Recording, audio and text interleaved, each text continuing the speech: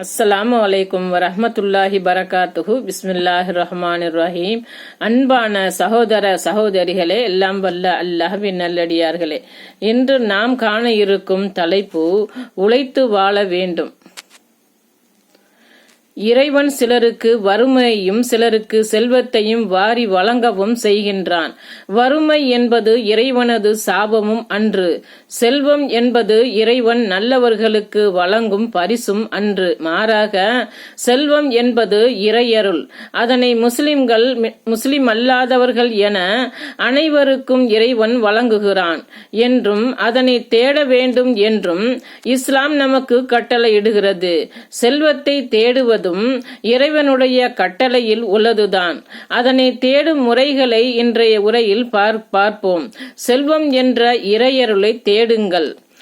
கடலிலிருந்து பசுமையான இறைச்சியை நீங்கள் உண்பதற்காகவும் அணிந்து கொள்ளும் நகைகளை நீங்கள் அதிலிருந்து வெளிப்படுத்திடவும் அவனது அருளை தேடவும் நீங்கள் நன்றி செலுத்திடவும் கடலை உங்களுக்கு அவனே பயனடைய செய்தான்.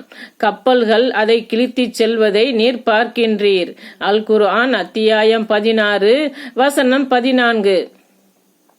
இரவையும் பகலையும் 2 சான்றுகளாக்கினோம்.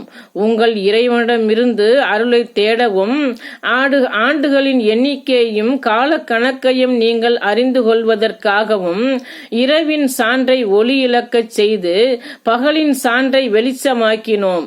ஒவ்வொரு பொருளையும் நன்கு தெளிவுபடுத்தினோம். அல் குர்ஆன் அத்தியாயம் 17 வசனம் 12.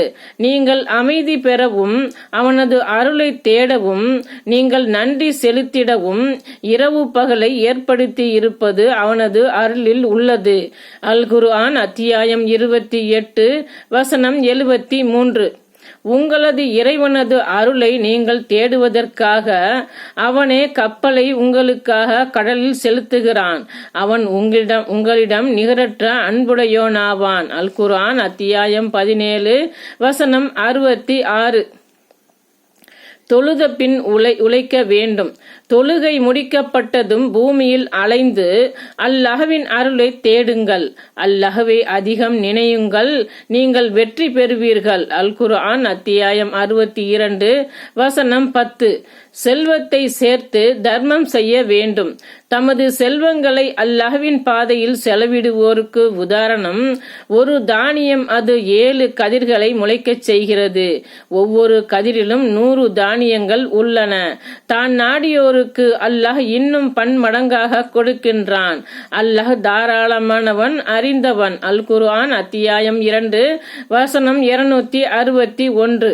அல்லாஹ்வின் திருப்தியை பெறுவதற்காகவும் தமக்குள்ளே இருக்கும் உறுதியான நம்பிக்கைக்காகவும் தமது செல்வங்களை நல்வழியில் செலவிடுவோரின் உதாரணம் உயரமான இடத்தில் அமைந்த தோட்டம். பெருமழை விழுந்ததும் அத்தோட்டம் 2 மடங்காக தன் உணவுப் பொருட்களை வழங்குகிறது. பெருமழை விழாவிட்டாலும் தூறல் ஒன்று போதும். நீங்கள் செய்பவற்றை அல்லாஹ் பார்ப்பவன். அல் குர்ஆன் அத்தியாயம் 2 வசனம் 265. அஸ்ஸலாமு அலைக்கும் வரஹ்மத்துல்லாஹி பரகாத்துஹு.